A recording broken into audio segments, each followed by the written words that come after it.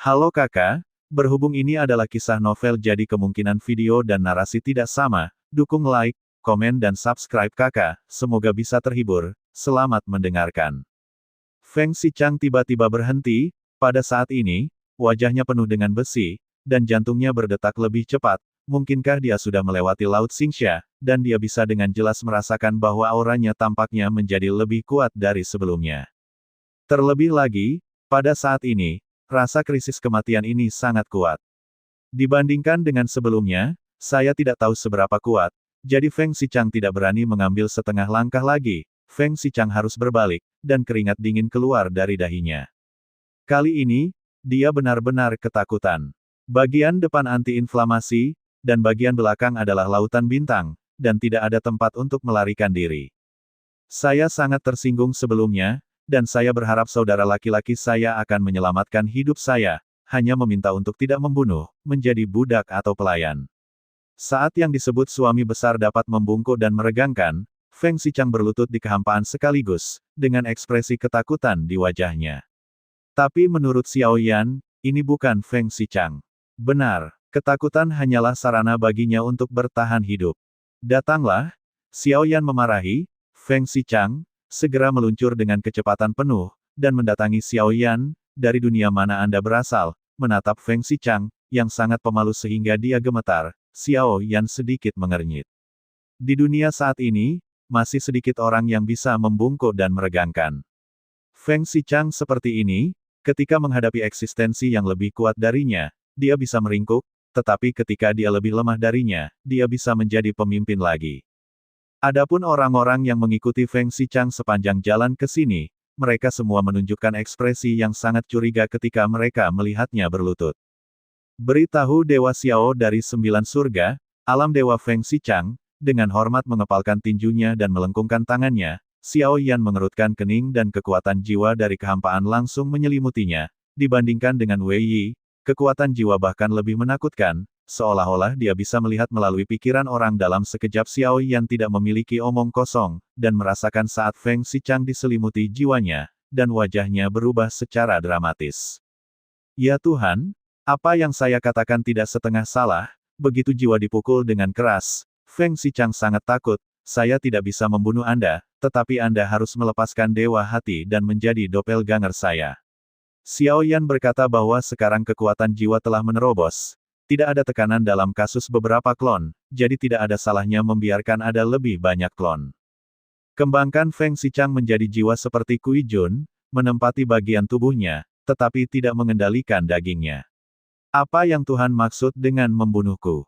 Bisakah Anda memberi saya kesempatan? Wajah Chang penuh dengan kepahitan, saya tidak akan mengendalikan daging Anda. Shen Xiaoyan berkata, tidak menjelaskan secara rinci bahwa dia mendapat berita dari Hua Ken. Jika ada Ailiner di alam Dewa 9 Surga, bukankah itu akan lebih nyata?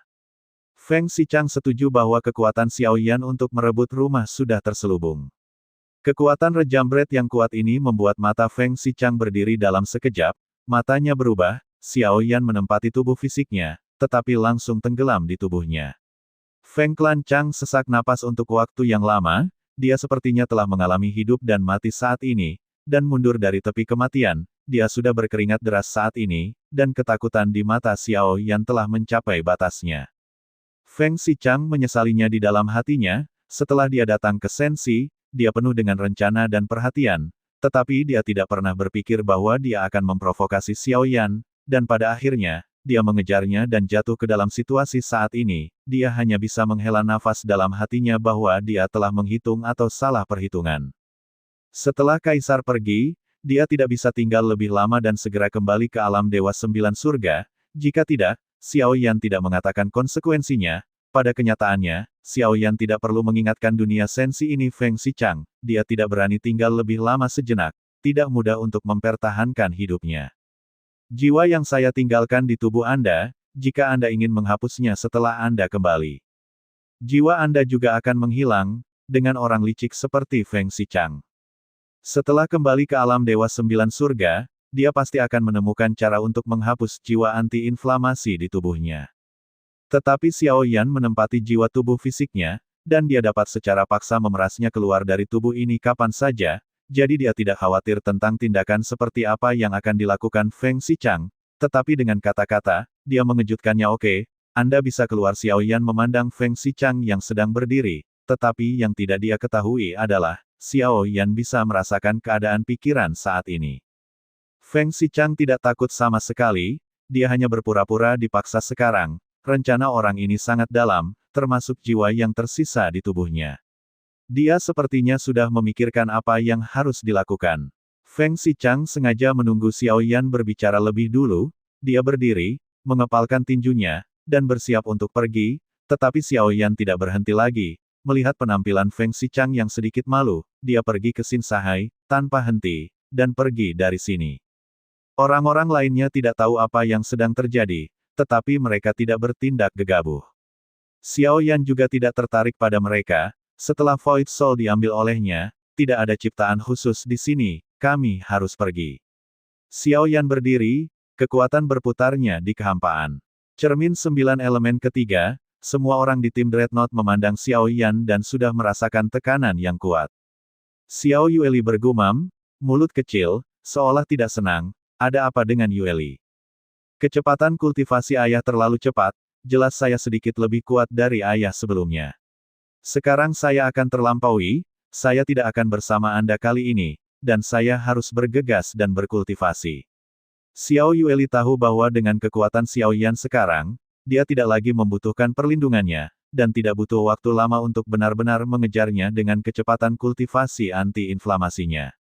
Xiao Yan tersenyum dan mencubit. Wajah Xiao Yueli melihat penampilannya yang imut. Alasan mengapa dia berkultivasi begitu keras adalah karena dia tidak ingin Xiao Yueli berjuang untuk menyelamatkannya, jadi dia pergi dan berkultivasi dengan keras. Jika tidak, ayah akan membuangmu di belakang pantatmu. Xiao Yan berada dalam situasi putus asa ini, dan masih ada beberapa kecelakaan, jika tidak, dia seharusnya mati. Tangan hitam yang layu, meskipun tidak berbelas kasihan, juga memaksa kemarahan setia Xiao Yan sebelum dia menyelesaikan penjualan. Haruskah kita kembali ke jalan kita datang? Tinnitus laki-laki bertanya. Xiao Yan menggelengkan kepalanya, dia melambaikan tangannya untuk melayang keluar dari jiwa kosong, dan sub-jiwa di tubuhnya menyatu dengan jiwanya sendiri, dan kekuatan jiwa pikiran anti-inflamasi mengalir ke dalamnya, dan kemampuan jiwa kosong dapat bergerak cepat, bergerak dalam kehampaan, dan kecepatannya melebihi semua kendaraan terbang. Xiao Yan juga mencoba bergerak untuk pertama kalinya melalui Void Soul, tetapi itu bukan dirinya sendiri. Sebaliknya, dia ingin mengambil jiwa para dewa kuno, dan saat dia memasuki jiwa lubang kekosongan, seolah-olah dia berada di atas Laut Void, dan dia sedang menghadap ke Laut Void saat ini.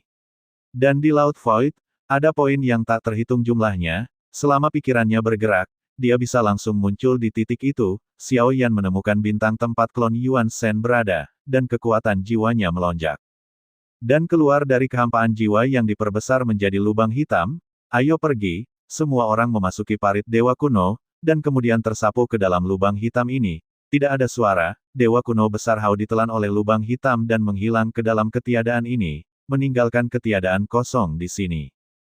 Terima kasih sudah mendengarkan kakak dan yang sudah subscribe. Untuk yang belum subscribe yuk subscribe kakak, semua cerita sudah Mimin simpan di playlist supaya bisa kakak ikuti. Bila suka cerita Mimin jangan lupa subscribe channel Mimin dan share channel Mimin ke seluruh penjuru benua. Terima kasih.